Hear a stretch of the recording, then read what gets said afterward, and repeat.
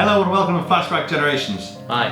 Today, Pete and I are going to be talking about a game with mages and knights in it. It's Buckaroo. Well, no, it's not. Of course, it's Mage Knight. The game's contents. Okay, so this game, what we've laid out here, is literally only a portion of the contents. Tiny portion. I've taken a video that you can see now of all the contents on unboxing. It's literally a game with a lot of tokens in it.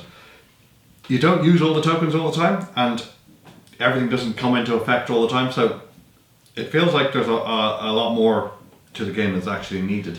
Yeah, it feels like there's been there's almost a purposeful attempt to stuff as many bits and pieces into this game as possible. That's the impression I get.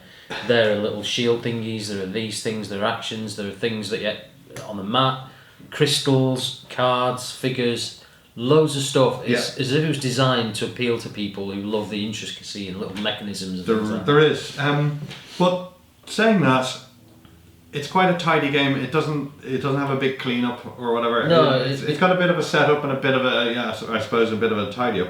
But in between the game, it doesn't actually impact the game. You know, all these pieces. Yeah. It's a great way to terrify non-gamers, because if somebody who doesn't game a lot walks past this mid-game, they're just going to go, "What is going on here?" Because there'll be all sorts of bits all over the place. Which some people love and some people hate. You know. There's an awful lot. You get cards. This game primarily is a kind of a card and dice and leveling up mechanic, and so I think it's a bit of a computer gamer, a hardcore computer game, strategy gamer's dream. That's but all the coding mechanisms are out in piles of tokens and cards and decks and whatnot. Yeah, but the quality of the stuff, the dice.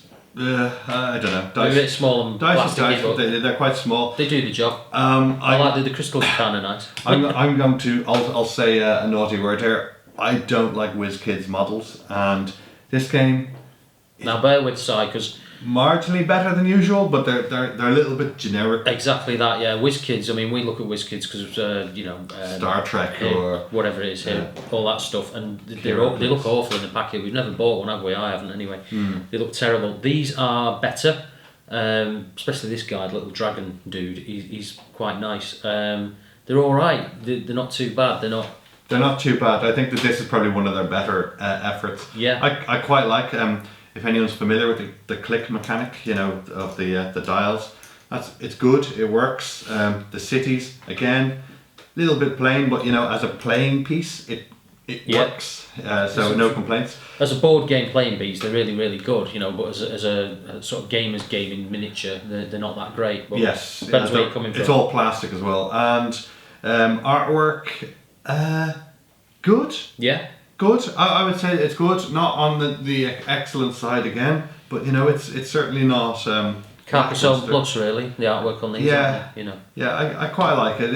It gives you a bit of a vision of the world, but it doesn't go overboard. It certainly. It's a strange planet where all the woods grow hexagonal shaped, And it's very repetitive too. So the way the mechanic is. But actually, let's go on and talk about the mechanic in the rules. Yeah. The game rules. So we've talked a little bit about how the game has a kind of structure that you're going through it. So this here says this is your experience. Okay, so if you get to the end, which I don't think is possible, if you get to the end, then your guy's going to be a really beefy tank. This here is a reputation track. So this is like how willing people are to join you or not join you, as it is. The rules. Pete's got like a stack of rules there beside him. It really, honestly, again with WizKids, I kind of hate reading the rules for it. It's a bit too friendly. There's a lot of and if you like, you could do this. I find the game should be trying to say, I'm a games designer. This is how you play the game. If people want to, they can actually do this anyway. I don't need a rule book to tell me I can play. Some of them feel the need to put in suggestions of how you could go off a different way or do it your own way. They put a little. That infuriates you. I know it does. Yeah. So I like FFG to me are my dream rule book, because they do the best. They do the best they can to tell you here's the rules, and there's no ifs and buts about it. they've told you in black and white. It's almost like we've seen a few games like this recently, and it's anchoring back to the 80s, I think. Yeah, when it was very much. But if you agree with your friends, you can play it naked or make it super hard or super easy and all the rest of it. Side story: I was reading the rules of Space Marine the other day, old game from 92, and then realised there's a line in there that says, "This is a perfect time you can go for tea and biscuits." I was like, what? That's a good idea, yeah. It's a good recommendation. But, at the same time, why is that in a rule book? You don't need to tell me when to take a break. But back to this game. It's an attempt at humour, isn't it, to lighten the rule book? Or infuriate me, I don't know. So the rules, what happens basically is your people will teleport into this land, and you need to explore it and level up your characters. You will you have a deck of cards that basically every time you run through your deck, that will relate to a daytime cycle or a nighttime cycle. Yeah, the game moves slowly through a day and then through a night, doesn't it? And certain different effects take effect whether you're in day or night, which is kind of clever. It's it's good. It's got so when you attack people, there's options to defend and attack them or do sort of random things. You can kind of plan for this, but the longer you spend stacking your deck to fight this guy, the more time is running out. And then before you know it, you've got loads of... You can kill the guy, but the day is run out. So your deck is your actions you can do, isn't it? So each character has a deck, and as they level up, you add cards to the deck, don't you? Yes, so you get more cards. So which is indicated by these. So you reach certain points on the XP track, you get to add cards in, which gives you more options of things to do and more powerful abilities. They're called actions. Advanced actions and spells, you'll get them, and you can get legendary items as well. Yeah. But, there's a bit of comedy in the game too, I feel. You can really kind of draw your characters. Do you want to attack a monastery? The monastery will give you a great reward, but, none of your followers will like you. You lose reputation and stuff. Losing reputation, that sounds really bad, doesn't it? But, you might actually then go to a village. Heroes don't like you for doing that, but bandits and bad guys will actually be more willing to join you. Yeah, so you can sort of choose a theme for your character, can't you, as you're building. So yeah, you're a Mage Knight, which isn't necessarily meaning that you're a good guy. Basically, you've come in to plunder and win the objective, but the objective doesn't necessarily mean that you're on the human side. There's a nice mechanic in this as well, where when you level up, you take these tokens, you take 2 of them, you look at them both, you choose one, that one stays with you for the game. There's another one as well where you get to, every time you complete a rank, you'll get one of these tokens which acts as another recruitment, so you can recruit bigger armies because you're more famous. So the whole game really works. It's a smart game. It's a smart game, but it's quite big and sprawling. I do find that it's a little limited, that it only lets you go to 3 turns. Day, night, day, and that's it. Is that it? Yeah. I didn't notice that. Day, night, day, night. Yeah. Day, night? Yes, because it's 6 it's kind of a race against against time element to some of it then, isn't 3 turns in each, and that's as far as it'll ever bring you. Yeah. And it's not a bad thing. It takes quite a while to play though, doesn't it? It does, yeah. But did a 2-player and it was about 2 or 3 hours, I think. But it feels like you can get to a certain rank, and then you're pushing for the objective, and that's it. I don't know how it could feel like a bigger game. I know this is one of the most popular games for people seeming to sandbox. Write up their own rules. Hey guys, here's what I've done. Try it out. And it's screaming out for that. Yeah, because I mean, it's with this. It's versatility. You can have it. Thousands of different maps and all the rest of it. There's a superb community behind it, and I've seen a lot of solo play. That's another thing about this game. I don't think it's very good above 2 players because it takes longer, and you're just adding hours and hours onto it, and you're not really giving anything else to the quest. Yeah. It is a good solo play game. Very difficult though. Yeah. I can imagine. Do you put in a stooge player if you're playing not a solo?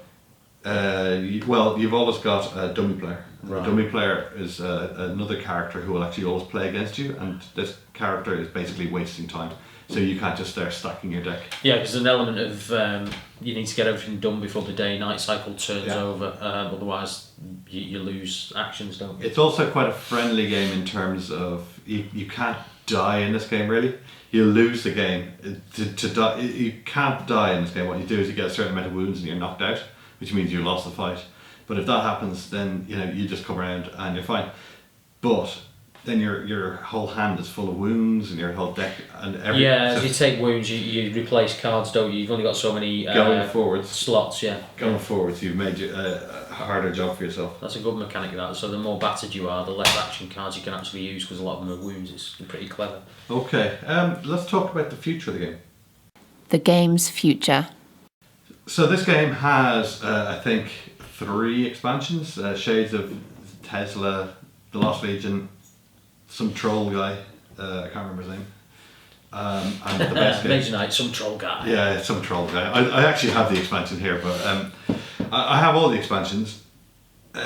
And I think that the game is really good for what it's done. This expansion especially, The Lost Legion, has really differentiated it and added a lot of different missions. Pete here hasn't played it, you know. Just play one game. Yeah.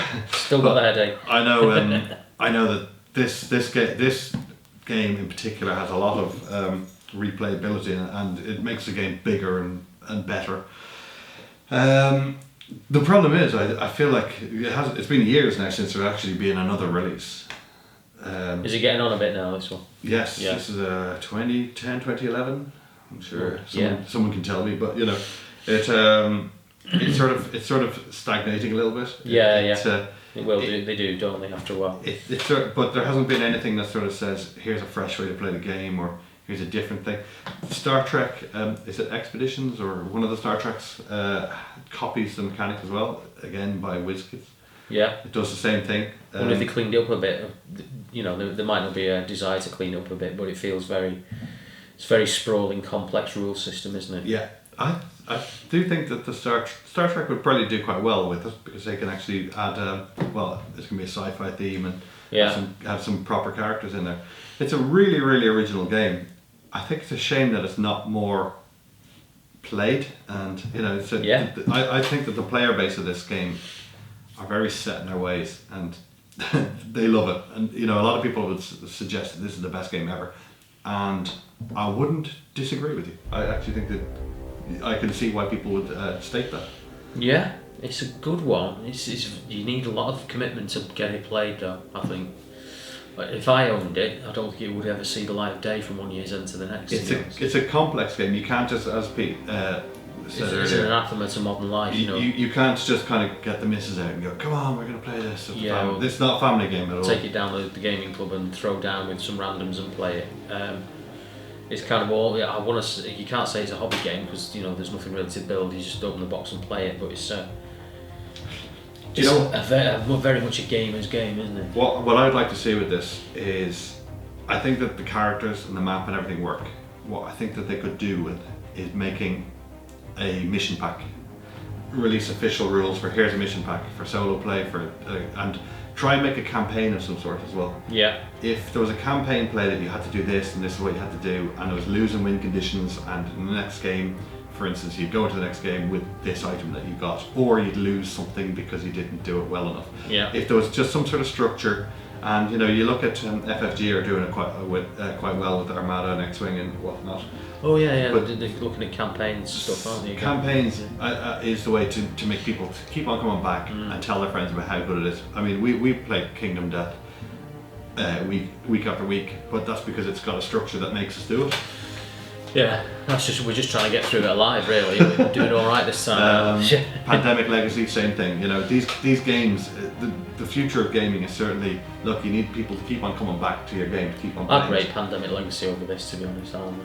Pandemic Legacy was so much just pure out fun. This is more like it's like a test. You know, can you get through this game alive and still know what you're doing? You know? But Pandemic's all about the story and battling the disease. They're very different. And it's more instantly fun. Pandemic Legacy, though. This is a different thing. Is a campaign. This is for people who like to sit around thinking about the next move for about 25 minutes. You know, and don't mind running a game over a weekend. This is not, X-Wing or Star Wars Risk or anything like that. No. This you need a dedicated table for this if you're going to do it properly. Okay, so overall, I actually really like Mage Knight, but it is a game that I think is quite hard to just pull out and it's even a difficult one to just commit to with your friends. Yeah. And I know that certain people would definitely not be interested in it. I think it's like learning COBOL or something. It'd be hard work, it'd be worthwhile, you get a lot out of it, but I'm never going to get round to doing it. So it's just very, very sort of, it needs time commitment, this one. Yeah. Okay. But it's a great game anyway. Thanks for watching, guys, and we'll see you next time. Cheerio.